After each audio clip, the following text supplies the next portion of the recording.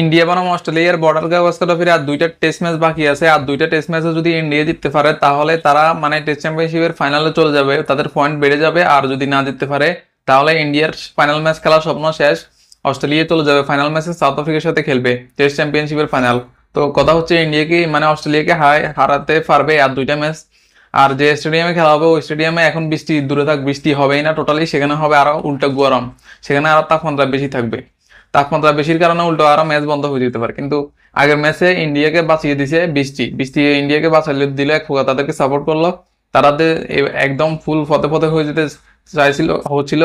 তারপরে অস্ট্রেলিয়া 20 লাখ রানের লিড দিয়ে দিছিল, তো ওগুলো পার করে তো ইন্ডিয়া জিততে পারতোই না, ম্যাচ ড্রই করতে পারতো না 100 বার। কিন্তু বৃষ্টির কারণে ইন্ডিয়া বেঁচে গেলো, ম্যাচ ড্র হয়ে গেল। তো এখন ইন্ডিয়ার আছে শক্তিশালী স্কোয়াড, হয়তো পরের আর দুই ম্যাচ বাকি 26 তারিখে খেলা হবে আর দুইটা ম্যাচ। সো সেখানে হয়তো স্কোয়াডটা তারা আরেকটু শক্তিশালী বানাতে পারে, কারণ তারা যে অস্ট্রেলিয়ার অবস্থা পুরো খারাপ করে দিচ্ছে তাদেরকে, সেটা এখন তাদের স্কোয়াড যদি দেখি রোহিত শর্মা, জাসপ্রীত বুমরাহ, আকাশদীপ, অভিষেক, আভিমানিয়া, অভিষেক না হার্ষিত রানা, তারপর যায় রবীন্দ্র জাদেজা, ইয়াশোর জয়সওয়াল, ধ্রুব জোয়েল, সরফরাজ খান, বিরাট কোহলি, তানুষ টান, মোহাম্মদ সিরাজ, নীতিশ কুমার রেড্ডি, মোটামুটি তাদেরকে একটা শক্তিশালী স্কোয়াড। এবার কাকে রেখে কাকে নামিয়ে খেলবে সেটাই আসল কথা। তো কথা হচ্ছে অস্ট্রেলিয়ার একটা নতুন প্লেয়ার, তার যদি তার যদি মানে অভিষেক হয়ে যায় তাহলে তাহলে ইন্ডিয়ার অবস্থা পুরো খারাপ হয়ে যাবে। যে যদি অভিষেক হয় আর কি, হতে পারে, সম্ভাবনা আছে সেখানে। আর টাপেসের তো আছে, এই টাপেসেটের একমাত্র মাথা ব্যথা ইন্ডিয়ার। মাথা ব্যথা হচ্ছে, মাথা ব্যথার কারণ টাপেসেটকে যদি কোনোভাবে তারা থামাতে পারতো, মানে থামাতে পারবো না টাপেসেটকে।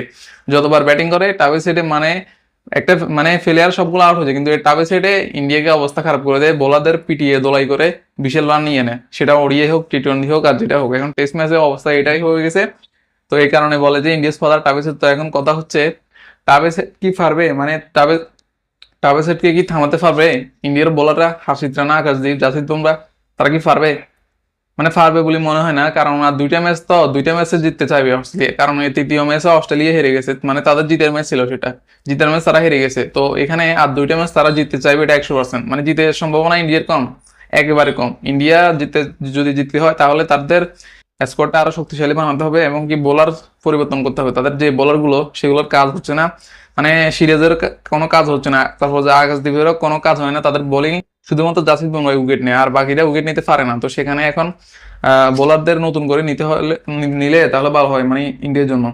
আর অস্ট্রেলিয়া যদি শক্তিশালী স্কোয়াড দেখেন, মানে পুরো ভয়ঙ্কর, Pat Cummins, Steve Smith, C Abbott, তারপর যায় হচ্ছে মানে অ্যালেক্স ক্যারি, টাভেসেট, জস ইংস, ওসমান কাওয়াজা, মানে স্যাম কনস্টাস, মারমস লাবুসেন্স, তারপর Nathan Lyon, Mitchell Marsh, Jhye Richardson, Mitchell Starc, তারপরে বাবু ওয়েবস্টার, মানে এগুলো শক্তিশালী প্লেয়ার একের পর এক। মানে নাম নাম নাম শুনলে তো ইন্ডিয়ার জন্য এগুলো আতঙ্কের নাম।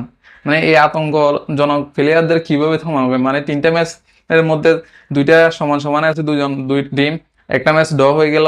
যদি এটা ড্র না হতো তাহলে আগে থাকতো অস্ট্রেলিয়া। তো এখন মানে ইন্ডিয়ার জন্য শুভকামনা রইল। ইন্ডিয়া বাকি দুইটা ম্যাচ আছে সেগুলো জিতে আশা করি চলে যাবে ফাইনাল ম্যাচে টেস্ট চ্যাম্পিয়ন। আর যদি হেরে যায় তাহলে শেষ। মনে হয় সম্ভাবনা কম অস্ট্রেলিয়া জিতে যাবে, ফাইনাল ম্যাচে ইন্ডিয়া যাওয়ার সম্ভাবনা কম।